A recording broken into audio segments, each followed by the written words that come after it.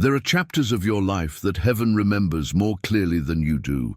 You remember scattered images, a certain house, a hallway, a smell, the sound of someone's voice getting louder in the next room.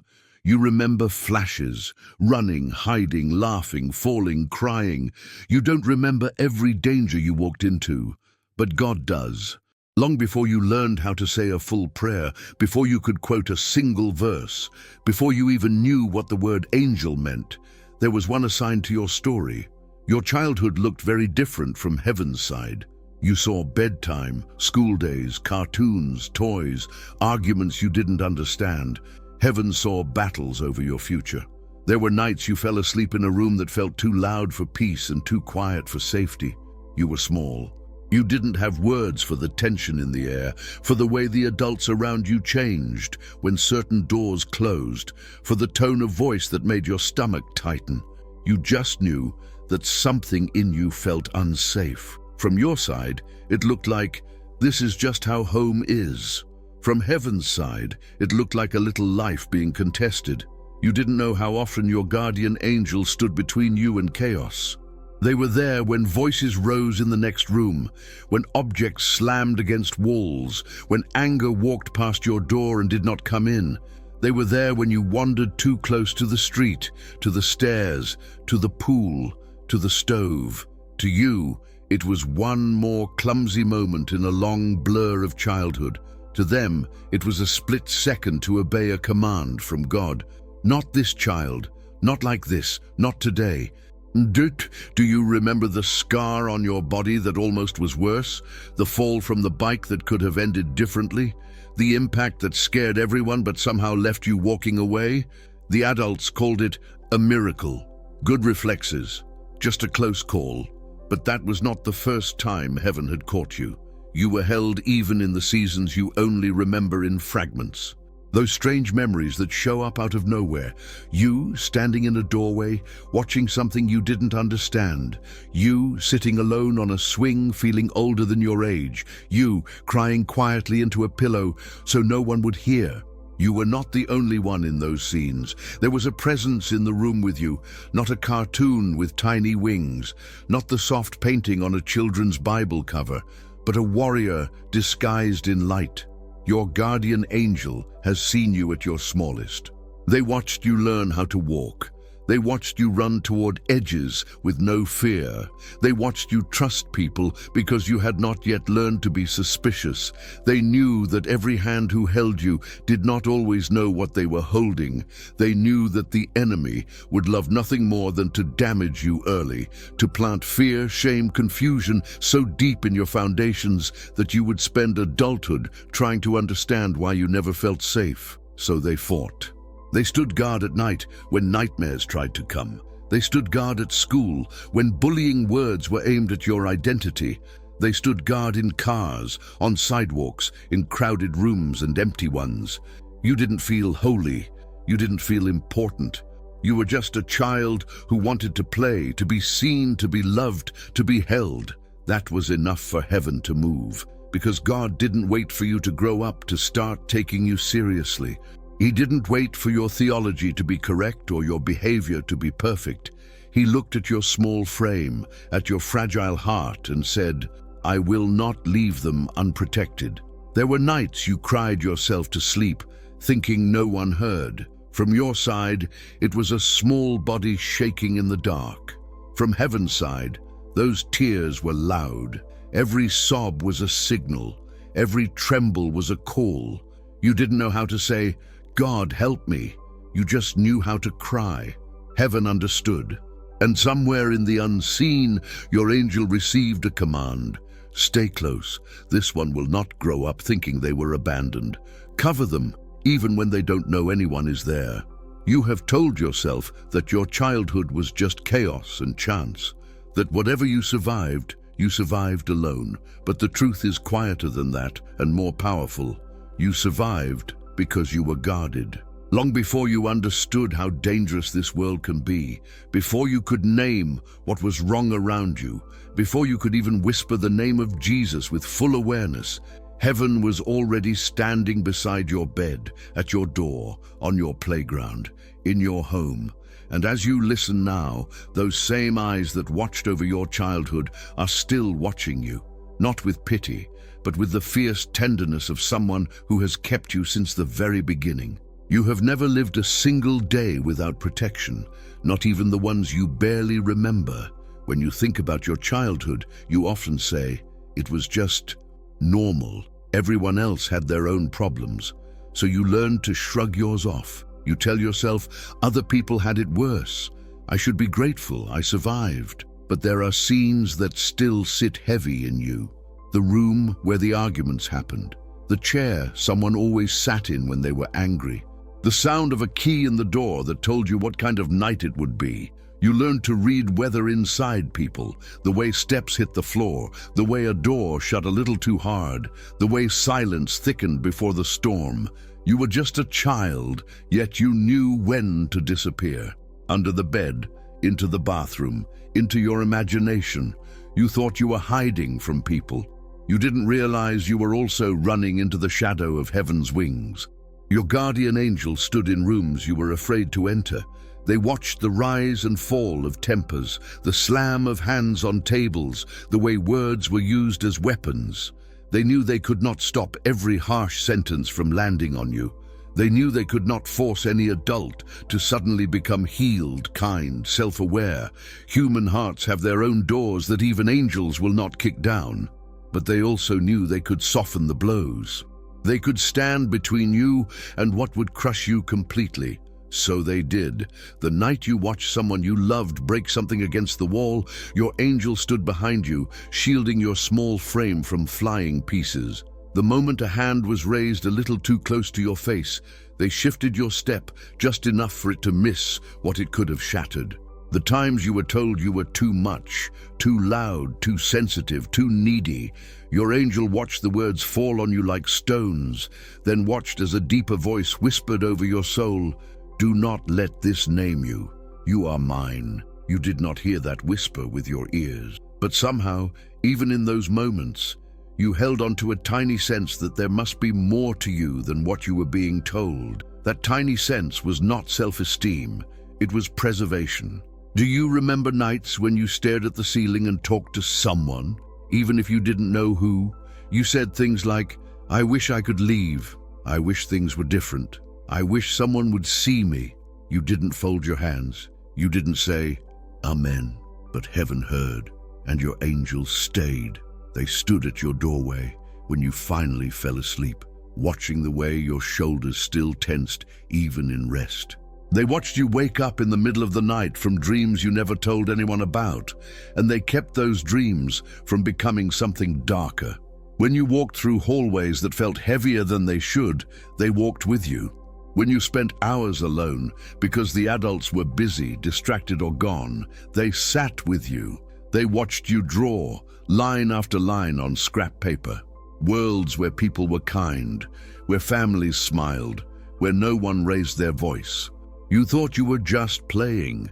Heaven saw you designing the safety you longed for, so they protected that longing. They refused to let your heart turn to stone. They let you harden enough to survive, but not so much that you would never be able to feel again. There were moments when the darkness in your home wanted to touch you in ways deeper than words and anger. Moments when doors could have opened to abuse that leave scars far beneath the skin. Those are the places where your angel's presence was not gentle. They were not a soft glow in the corner. They were a warrior in full stance. You do not remember the threats that never reached your room. You don't know the conversations that shifted at the last minute, the person who suddenly left the house, the event that was cancelled, the situation that somehow never escalated.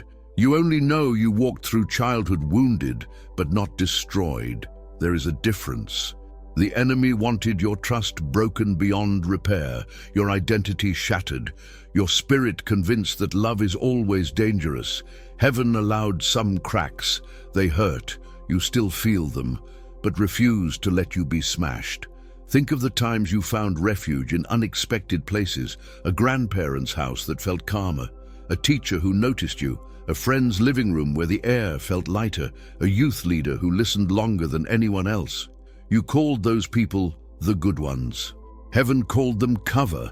Your angel walked you into those spaces like someone bringing a wounded child into a field hospital. A little healing here, a little affirmation there, enough kindness to prove to their heart that cruelty is not the whole story.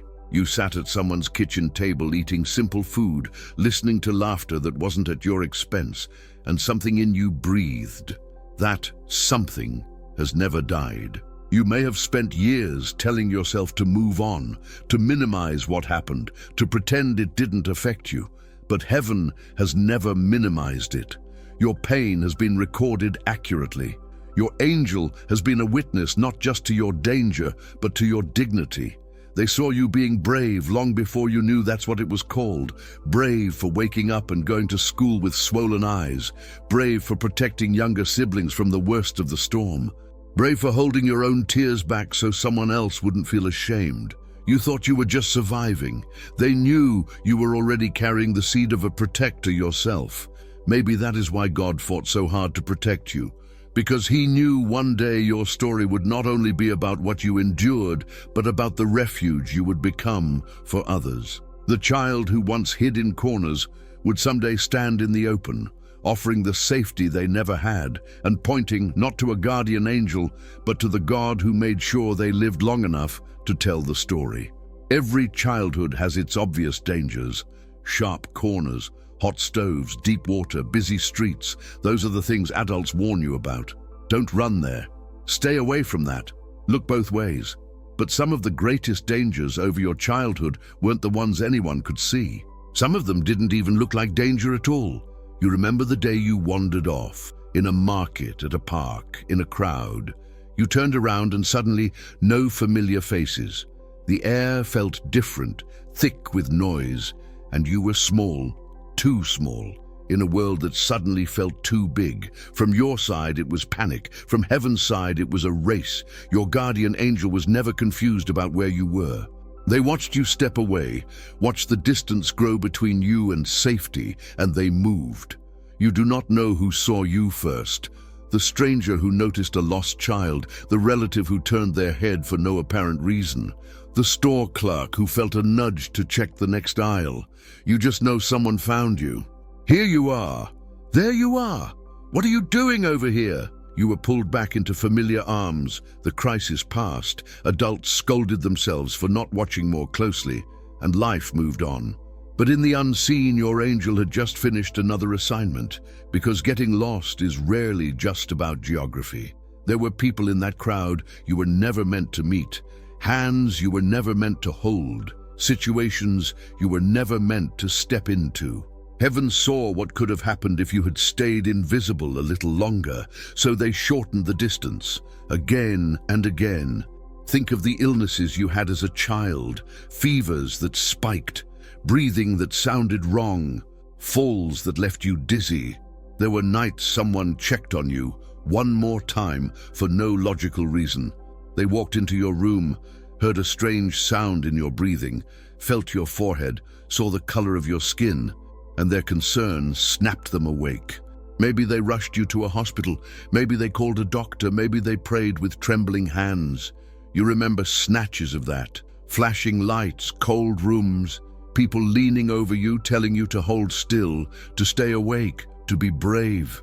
What you don't remember is the way that one more check altered the entire night. Because there was a version of that story where no one checked, where people slept through, where a small body fought alone for breath. Heaven refused that version. Your angel does not heal you, only God does that. But they can wake people up, they can shift the atmosphere, they can stir a parent out of heavy sleep with a sudden jolt and no obvious cause. You've heard someone say, "I just felt like I needed to go look at them." That feeling has a source. There were also places you almost went, but never quite reached. A sleepover that fell through, a trip you got sick and missed, a neighborhood your family decided not to move into at the last second. You were disappointed. You cried over it. You felt like you were always the one left out. Heaven celebrated, because not every environment can hold a child's soul without twisting it. There are houses that look harmless on the outside, but are soaked in addiction, abuse, secret darkness. There are friend groups that form early around cruelty, mockery, and pressure. There are adults who look safe in public and turn into something else behind closed doors. Your guardian angel has stood at the thresholds of certain rooms and said, "No, not this living room, not this friend's basement, not this camping trip, not this car ride, not this house." You will never know how many invitations simply never arrived because of that no. How many people you never met because God blocked that intersection. And even in the places you did go where harm touched you, where someone crossed a line, where innocence was stolen in ways that still ache, your angel was not absent. They saw, they burned with a holy anger you cannot imagine, but they were also holding back a flood of darkness that wanted to go further. You don't know the extent of the enemy's plans. You only know what got through, yet even what got through has been limited. The story you tell yourself is, if this terrible thing happened, then God must not have been there. The truer story is harder, but also more powerful. He was there, and he has ensured that even what happened will not have the last word over who you become. Your angel has moved in your nightmares, chasing away images that tried to replay endlessly. They have guarded your sleep when you finally collapsed after crying. They have watched you wake up and choose, without realizing it, to keep living. That choice is not small. Hell would have loved for the weight of your childhood to suffocate your hope completely, for you to grow up convinced that nothing and no one ever protected you, that you might as well take every risk because your life is cheap. Instead, somehow, you grew up with this quiet thread inside of you, a strange, stubborn sense that there must be a reason you are still here. That thread is heaven's handiwork, and God has not just protected you from physical harm, He has been guarding who you are becoming, the way you hate injustice, the way you notice the quiet ones, the way you are gentle with children, animals, people who are anxious. You think those traits came from nowhere. They did not. They survived, protected under the watch of a God who refused to let trauma steal the core of who He made you to be. So when you look back and you see only danger, only risk, only chaos, know that there is another lens, a childhood surrounded by interventions. Some loud, some silent, some through people, some through delays, some through an unseen presence, stepping into the path of what wanted to destroy you. You are not here because danger never came. You are here because it never had complete access. Your guardian angel has been standing at those borders since before you knew their name, obeying the one who looked at your tiny, fragile life and said, "I will fight for every inch of this story." Children learn who they are from the words spoken over them. You did too. You remember some of the phrases like they were carved into the walls of your memory. Why are you like this? You're so dramatic. You're too sensitive. You never do anything right. You're just like your father. And you'll never change. Sometimes they were shouted, sometimes they were sighed under someone's breath, sometimes they were said as a joke and everyone laughed while something in you quietly broke. You were small. You didn't know that adults can be wrong about a child. You didn't know that stress, fear, and their own unhealed pain were shaping their words. You only knew that they were bigger, louder, and in charge. So you believed them. You started to wear those sentences like invisible name tags. Too much, too needy, too quiet, too loud, problem, burden, disappointment. You carried those names into every room without realizing it. Into classrooms where you apologized for raising your hand. Into friendships where you accepted less kindness than you deserved. Into church where you tried to be good enough for a God you imagined talking about you the way people did. Heaven watched those labels being placed on you. Your guardian angel has seen every word that ever tried to define you. They watched as you flinched when your name was called. They watched as you avoided eye contact to stay off the radar. They watched as you overperformed, getting good grades, being helpful, being quiet, hoping someone would finally say, "I'm proud of you. You're doing well. I'm glad you're here."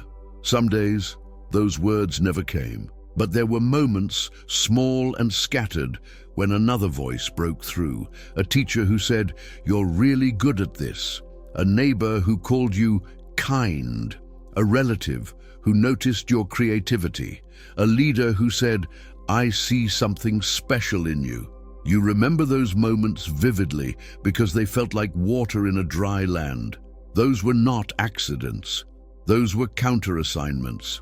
For every careless word that tried to wrap itself around your identity, God was sending others to plant different seeds. Your angels stood watch over those seeds. They guarded the parts of you that refused to align completely with the harshest opinions.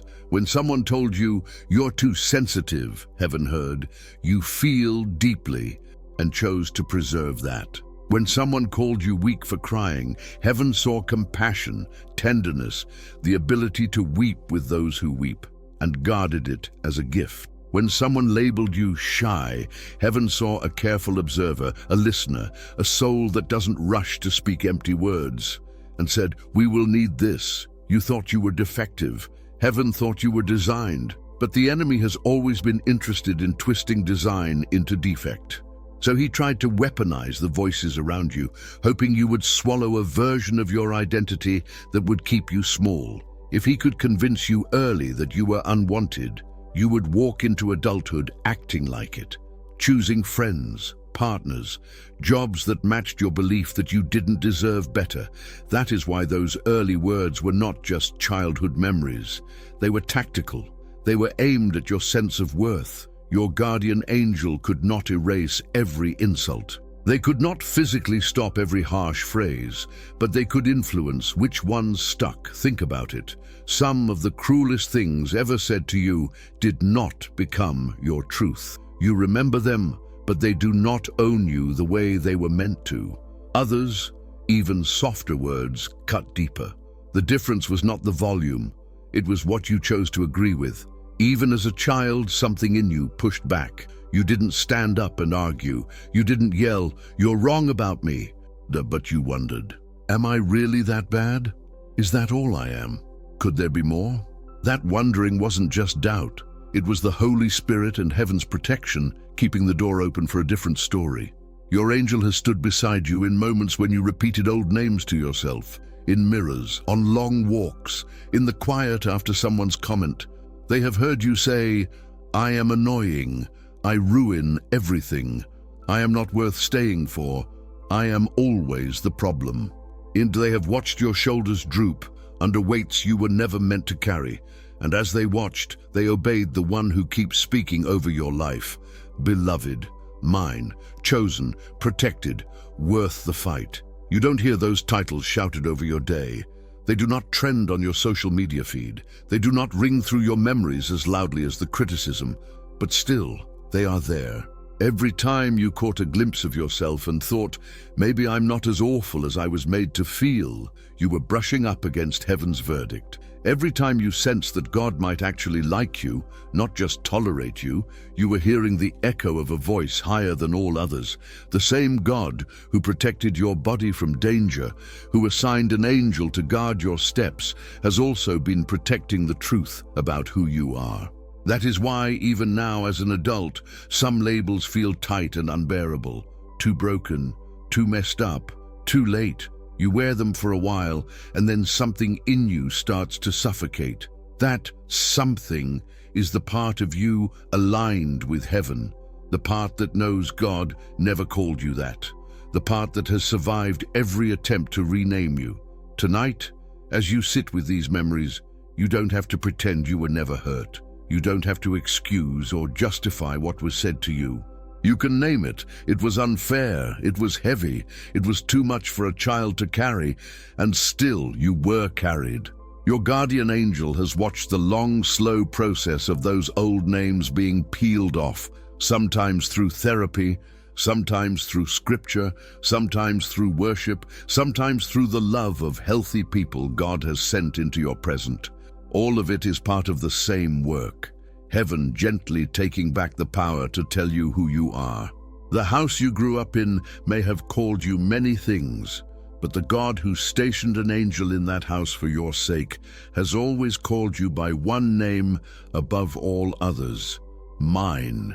and no label spoken out of pain, ignorance, or cruelty has ever been strong enough to cancel that. There were places in your childhood you should never have had to stand in, rooms where the air felt heavy even when no one was shouting, houses where the lights were on but the atmosphere was dark, corners where you waited for adults to finish arguments that had nothing to do with you and still somehow landed on you. You were taken into spaces that did not honor how small you were, conversations your ears were too young to hear, secrets you were asked to keep, situations you felt in your body before you could explain them with your mouth. Sometimes it wasn't your home at all. It was a relative's house, a neighbor's living room, a friend's bedroom, a church back room, a car ride at night. From the outside, it looked harmless. Adults laughed, music played, television flickered. From heaven's side, it was a red zone. Your guardian angel does not forget the addresses you've been in. They know which doorways made your stomach twist as you walked through. They know which couches you sat on nervously, trying to be polite while something in you wanted to run. They know which people studied you a little too long, asked questions that felt wrong, stood a little too close. Your body knew too. You called it shyness, you called it being weird, you called it overreacting, but often it was discernment. Even as a child, your spirit was reacting to atmospheres. There were hands that never got to touch you because you stayed one step out of reach. There were situations that never escalated because you just happened to be called into another room, or someone opened the door, or a phone rang, or plans changed at the last minute. You saw coincidence. Heaven saw interception. You do not know how many times your angel stood between you and a trauma that wanted to go further. You only know the traumas that landed, and even those are enough to make you say, if this happened to me, protection failed. But there is a mystery here you'll never fully untangle on this side of eternity. Protection is not always the same as prevention. In a world where people have real choices, God does not turn his children into puppets to stop every wrong decision. He does not force every hand to be gentle. He does not override every human will. If he did, love would no longer be real. So some things happened that he hated. Heaven grieved. Your angel witnessed what should never have taken place. Yet even there, limits were set. You may not see those limits. You only feel what was allowed, but you are still here. And the fact that certain lines were not crossed, certain scenes did not go as far as they could have, is not because darkness ran out of ideas. It is because heaven intervened even in the midst of violation, not to excuse anything, not to minimize, not to say, at least it wasn't worse. No, God does not say at least over your pain. He says, I saw, I am angry, and I will not let this define the totality of who you become. Your guardian angel was in those rooms, not as a passive spectator, but as a shield that pushed back what it could, disrupted what it could, shortened what it could, and then stayed near you when you went home carrying shame that was never yours to carry. They watched you try to make sense of it. You asked yourself, did I do something wrong? Was it my fault? Did I send the wrong message? Should I have said no louder? You were too young to know how power works. Too young to understand that adults are responsible for protecting children, not the other way around. The enemy took those moments and tried to carve them into your identity. If this happened to you, you must be dirty. If this happened to you, you must be disposable. If this happened to you, God must not care. He hoped you would spend your life seeing yourself through that lens. But heaven was already planning a different lens. People say, you were never supposed to be there. And in one sense, that is true. That house, that room, that situation did not honor the value you had even as a child.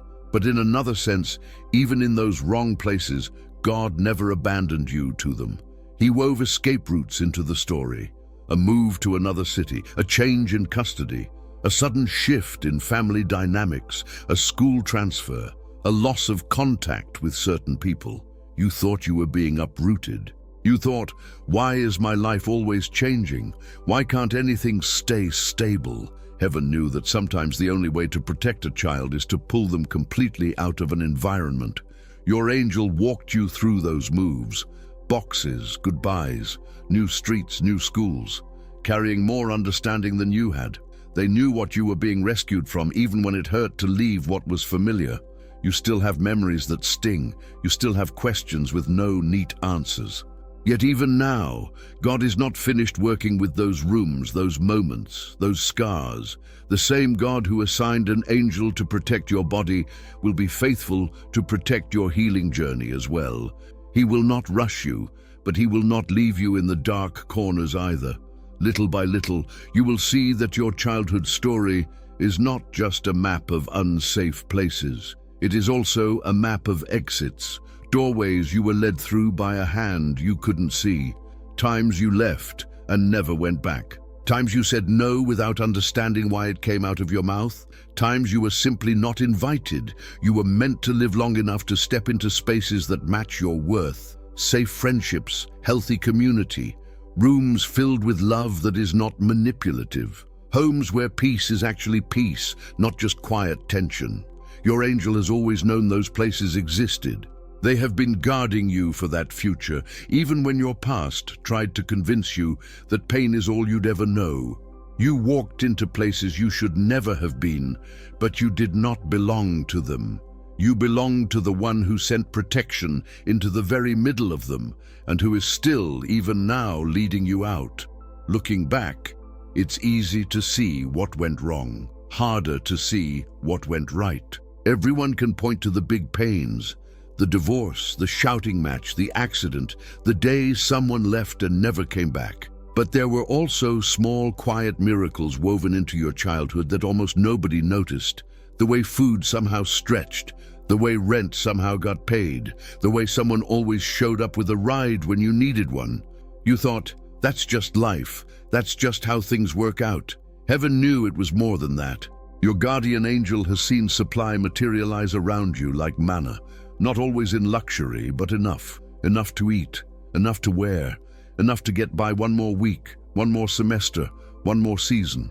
They watched as someone handed you secondhand clothes that made you feel just a little less out of place, as a coach waived a fee, as a teacher quietly paid for something your family couldn't cover, as a neighbor dropped off a meal just because.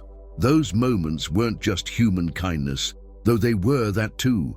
They were evidence that God refused to let scarcity be the only story you learned. You were supposed to grow up believing there would never be enough love, enough safety, enough provision, and yet pockets of enough kept appearing. Not to make your childhood easy, it wasn't, but to keep it from being unbearable. Every time you were about to give up on hoping for anything good, something small slipped into your days. A gift, a compliment, a reprieve, the school you got into that you weren't sure you'd qualify for, the scholarship you heard about just in time, the church camp someone sponsored you for, the mentor who took an interest in you. You didn't see the spiritual logistics behind those connections. You just knew that when everything in you was bracing for disappointment, something else happened instead. Your angel moved in those margins. They don't create money out of thin air. They don't override free will. They don't replace God's spirit, but they do assist what God is doing. They nudge hearts. They steer conversations. They help align timing. The person who randomly thought of you when an opportunity opened, they were not working alone. The counselor who happened to remember your name when a program came up. The pastor who turned and saw you at the exact moment you were about to slip out. The adult who insisted, "No, they're coming with us." You remember those moments as luck. Heaven remembers them as provision. There were miracles you prayed for directly, even as a child. God, please stop them from fighting. Please fix my family. Please make them stay. You did not always see the answers you wanted. Some arguments continued, some people did leave, some situations did not magically improve. And in that gap, you formed a belief. God doesn't listen when I talk. But there were other prayers you didn't realize you were praying. The way you looked at the sky and said, "Are you real?" The way you hugged your pillow and whispered, "I wish someone loved me."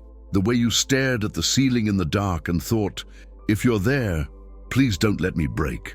Those too were prayers. And many of the random miracles that appeared after those moments were answers. Not always fixing the outside landscape, but putting little candles in the dark. Just enough light to see the next step. Your guardian angel has watched you underestimate these small mercies. The teacher who always smiled at you. The one safe adult who never crossed a line. The friend's mother who treated you like you belonged. The older sibling or cousin who defended you when someone mocked. They were not perfect. They couldn't rescue you from everything, but they were outposts, little stations of kindness placed strategically in your story. Heaven knew that if all you ever tasted was harm, you would struggle to believe in a God who is good. So he made sure you tasted something else too, enough goodness to challenge the lie that pain is the whole truth, enough safety to give your nervous system a reference point, enough care to whisper to your future self, remember, someone did stay, someone did see you, someone did treat you like you mattered. Even now, as you replay your childhood, those memories light up like small stars. You might brush them off thinking, it was nothing, I shouldn't make it a big deal. But for the child you were, it was a big deal. It might have been the difference between collapsing inward and holding on. Your angel has seen how those little moments have kept your heart from going completely numb, how they formed the thin, stubborn belief that maybe, just maybe, God isn't like the people who hurt you. That maybe he is more like the ones who stayed kind when they didn't have to be. Those little miracles were not consolation prizes. They were evidence. Evidence that even in a house or a season where much was wrong, God refused to let wrong be everything. Evidence that he was keeping you not only breathing, but still capable of recognizing love when it finally came. Tonight, as you let these memories rise to the surface, you can honor them. Not by pretending they fixed everything, but by acknowledging what they really were. God's way of slipping himself into a childhood that tried very hard to convince you you were alone. You were not. You were surrounded by quiet, unannounced miracles, and by an angel who watched each one arrive with relief, knowing how badly your small heart needed them. There came a point when people stopped calling you a child. You grew taller. Your voice changed. Your responsibilities increased. Suddenly, the world expected you to know what you were doing. But inside, you still felt small. You stepped out of the front door and into streets, schools, friend groups, and late-night worlds that your parents couldn't see. You started making choices no one could monitor. Where to go, who to be with, what to say yes to, what to hide. Your childhood had already left marks on you. Some made you cautious, some made you hungry for any place that felt like escape. So when invitations came, to parties, to backseats, to substances, to risky moments, you didn't always feel like you had a clear yes or no inside you. You just felt tired of feeling left out. There were nights you went anyway. Nights when you stood in crowded rooms with music too loud and lights too dim, holding something in your hand you weren't sure about, laughing at jokes you didn't fully find funny, trying to convince yourself you were finally free. From the outside, it looked like independence. From heaven's side, it looked like a child stepping onto a battlefield without realizing it. Your guardian angel did not clock out when you turned a certain age. They followed you into those basements, parking lots, bedrooms, and streets. They watched you stand at the edge of decisions that could have rippled out for years, the moment you almost got into the wrong car. The time someone offered you just one more of something that would have been too much. The instant you considered going further, physically, mentally, morally, than your soul could actually carry. You remember the pressure. The voice in your head saying, just do it. Everyone else is fine. You're the only one holding back. You also remember another voice. Quieter, less dramatic, so easy to ignore. I don't feel right about this. This doesn't seem safe. I don't actually want this. I need to leave. That voice was not cowardice. That voice was mercy. There were times you pushed past it, stepped over the line, paid the price. And there were times you listened, or something happened that forced your hand. A sudden headache, a call from home, a ride that fell through, police lights down the street, a neighbor who stepped outside, a parent who showed up early. At the time, you rolled your eyes. You felt robbed. You felt like God was always spoiling your fun if you still believed in him at all. But later, when you heard what happened to others who stayed, how far they went, how deep they fell, how long it took to recover, you felt something else. Relief you didn't know where to put. You told yourself, I guess I got lucky. I guess I wasn't as wild as I thought. I guess I just had a limit. Heaven called it being guarded, not just your body, but your calling. Because those years, when you started walking on your own, were not just about surviving adolescence. They were about shaping a life that would one day stand in the gap for others. The enemy was not only after your present, he was after your future. If he could get you fully entangled in addiction, abuse, cycles of shame and self-hatred early, he could make it much harder for you to ever believe you were qualified to be used by God. So he sent offers, many of them. Some you accepted, some you didn't, some you still think about with regret. Your guardian angel was present for every single one, not as a judge, but as a soldier, sometimes shielding, sometimes blocking, sometimes simply standing close so condemnation would not be the only voice you heard later.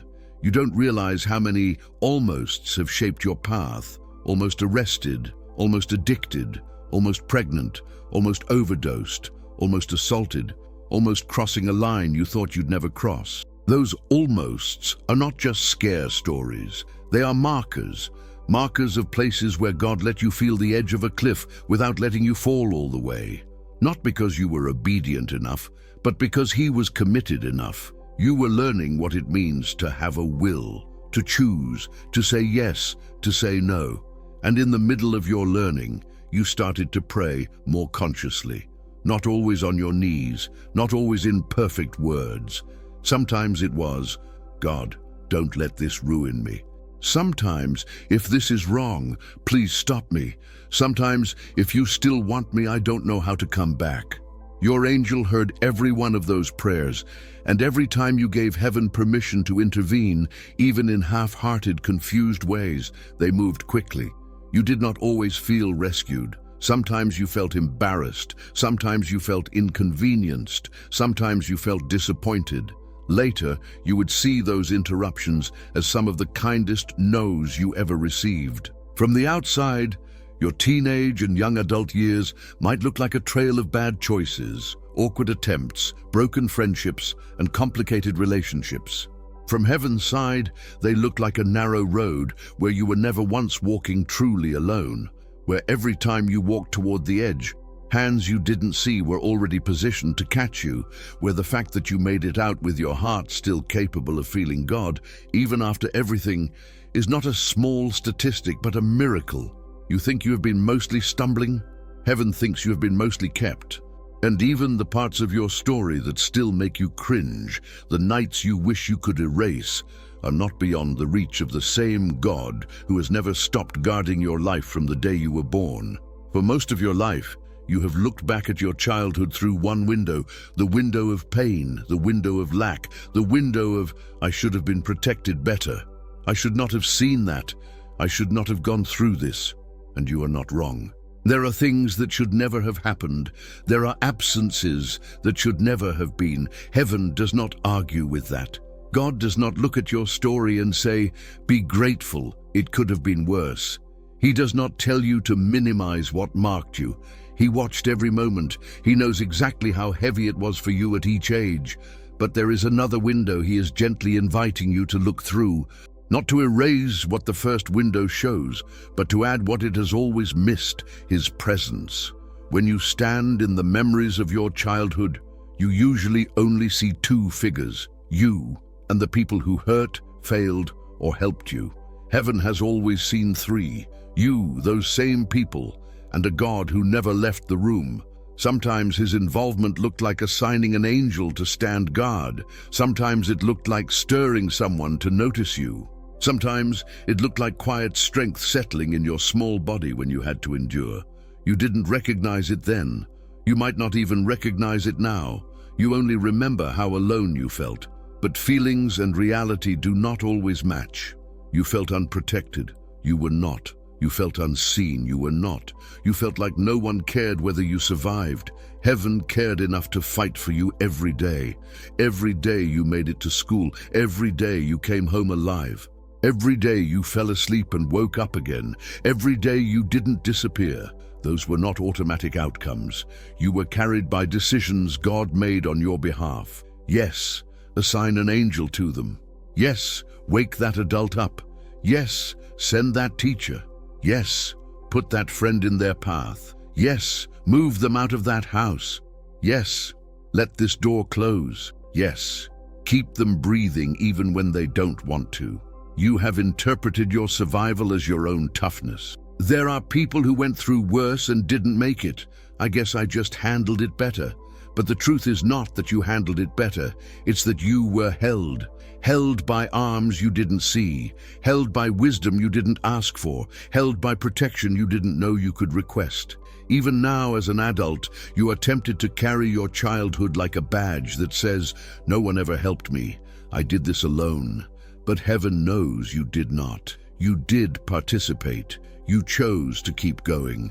You chose to care. You chose not to let your heart die completely. That matters. But beneath your choices was a foundation you did not lay for yourself. God has been building it since you were small. Your guardian angel has watched him. They have watched him take scenes that should have poisoned you and draw something else out of them. Empathy, where bitterness could have taken over. Discernment, where paranoia could have rooted itself. Strength, where numbness could have settled in. You still feel the cracks. You still feel the leaks. You still feel the places where your nervous system tightens without warning. But the fact that you are even able to look back now and talk about these things, instead of burying them forever, is another sign that heaven's work in your life has not been small.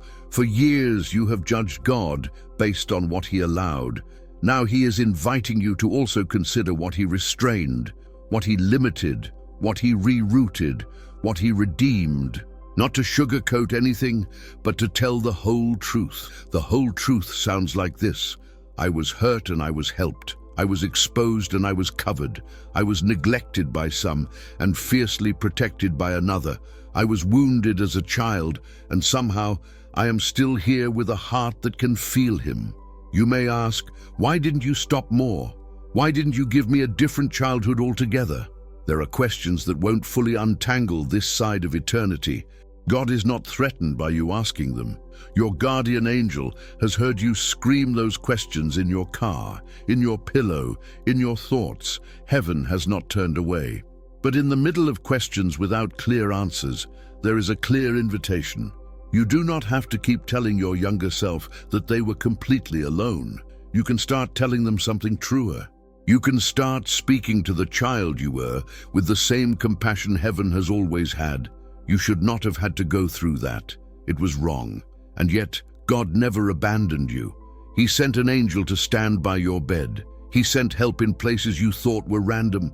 He saw you, he cared, and he kept you. Not every harm was prevented, but every day you were carried more than you will ever fully know. When you see your childhood through heaven's eyes, you do not deny the damage. You simply stop denying the protection. Both are real, and if protection has been this fierce from the beginning, then the healing he offers now is just as real. The same God who fought for your body will fight for your heart.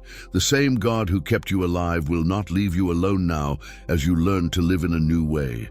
Not as the child who was always unsafe, but as the person who has always been worth guarding. You cannot go back and change your childhood. You cannot walk into old kitchens, old bedrooms, old living rooms, and rearrange the scenes. You cannot make people say something different, act differently, choose differently. You cannot unsee what you saw or unhear what you heard, and for a long time that made you feel trapped. It felt like your history had locked you into one path, the path of always being triggered, always afraid, always on guard, always expecting the worst. You told yourself, this is just who I am now. This is what my childhood turned me into. But God has been quietly disagreeing. He has never denied what happened to you. He has never minimized how it shaped you. He has simply refused to accept that trauma gets to be the author of your entire identity. From heaven's side, your childhood is not the final script, it is the first draft, and your Creator is still writing. He is the only one who can step into a story that is already finished in human time and begin to redeem it from the inside. Not by erasing the pages, but by adding new ones. There are memories that tighten your chest when you think about them, moments you avoid going near, rooms in your mind you have kept locked. You imagine that if you open those doors, you will drown. So you push it all down and say, "It doesn't matter, it's over, I'm fine." But ignoring the wound does not heal it. It just buries it deeper. Your guardian angel has watched you do this for years.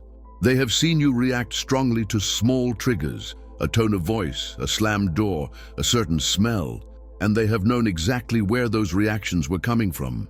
They have been present for every panic attack you couldn't explain, every overreaction you later regretted, every withdrawal that made no sense to you.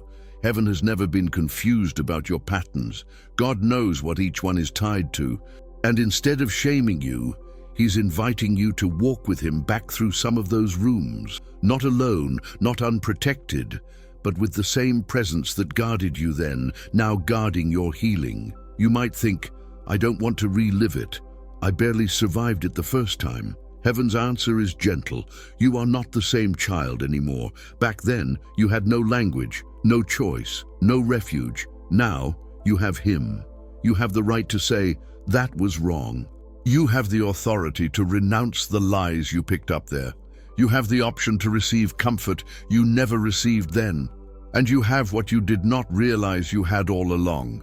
A God who is willing to sit with you in those painful places until the fear loses its grip.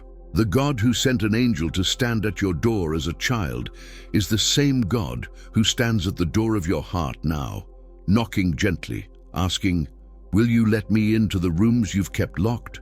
Not so I can tell you to get over it, but so I can show you that I was there, that I cared, and that I am still able to bring life out of what was meant to break you." Letting God rewrite what you lived does not mean pretending it wasn't that bad. It means inviting Him into the narrative. It sounds like this: "Lord, this happened, you saw it. You know how it marked me. I give you permission to touch this memory. Show me where you were. Show me what you say about me in this scene. Break every lie I agreed with here.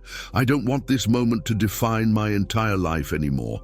When you pray that way, heaven moves. Your angel has fought for your body for years. Now, God commands healing over your inner world. He may lead you into counseling, where truth and professional wisdom help untangle what's knotted. He may bring scriptures to life that speak directly to your story. He may send people who treat you with such steady love that your nervous system slowly learns a new definition of safe. He may stir you to forgive those who hurt you, not to erase accountability, but to release your own heart from the constant grip of their names. In all of this, your childhood slowly shifts position. It stops being the prison guard of your future and becomes one chapter in a much larger book, a book where God takes what was meant for evil and uses it to form in you a compassion, discernment, and depth that cannot be manufactured any other way. The enemy wanted the worst parts of your childhood to become the headline of your life. Abandoned, unwanted, unprotected. God is rewriting the headline. Kept, seen, fought for, loved since before they knew my name. Your angel has watched this process begin.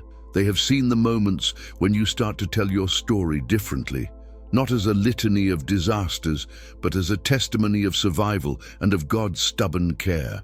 Every time you say, "Yes, that happened, but somehow I'm still here and still able to love," you are agreeing with heaven's version. You are stepping into the rewritten script.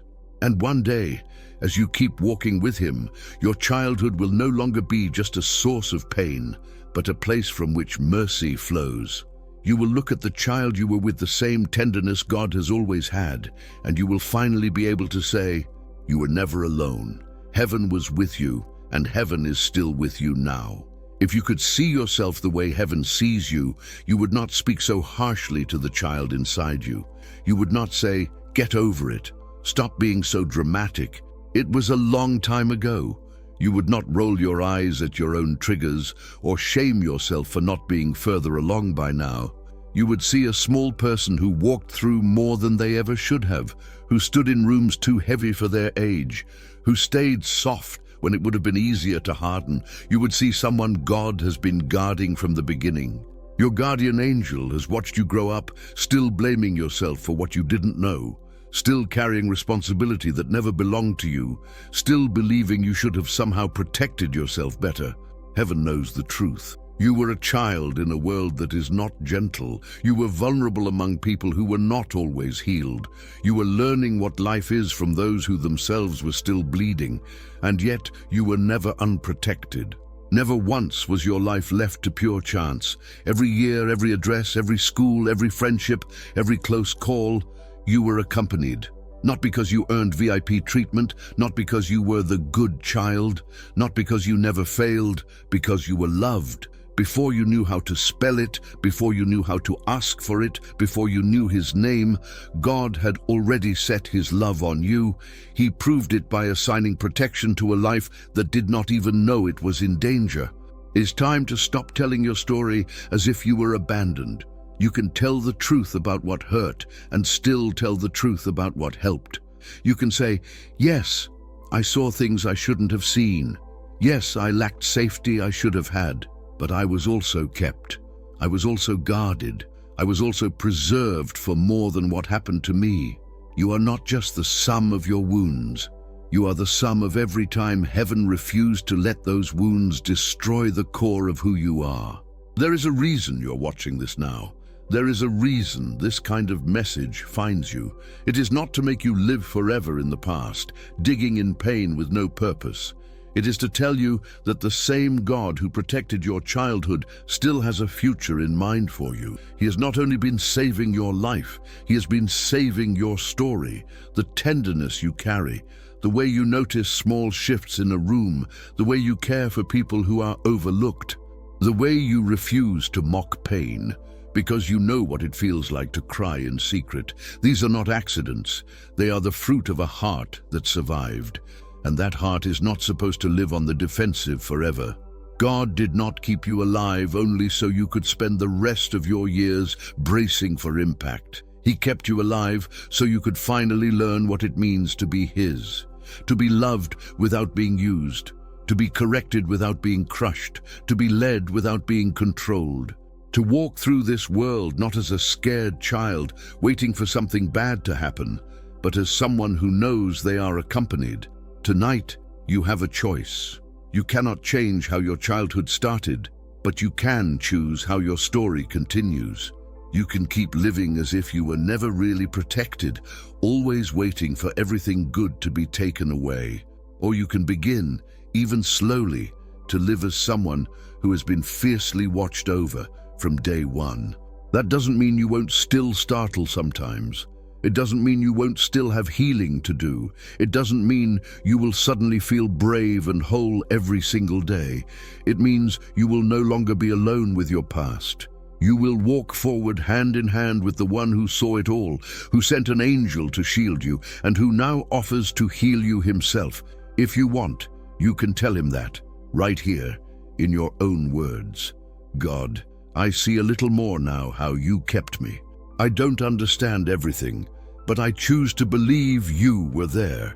I give you my childhood. I give you my memories, my wounds, my triggers, my fears. Heal what I cannot heal alone. Rewrite what I've been afraid to revisit.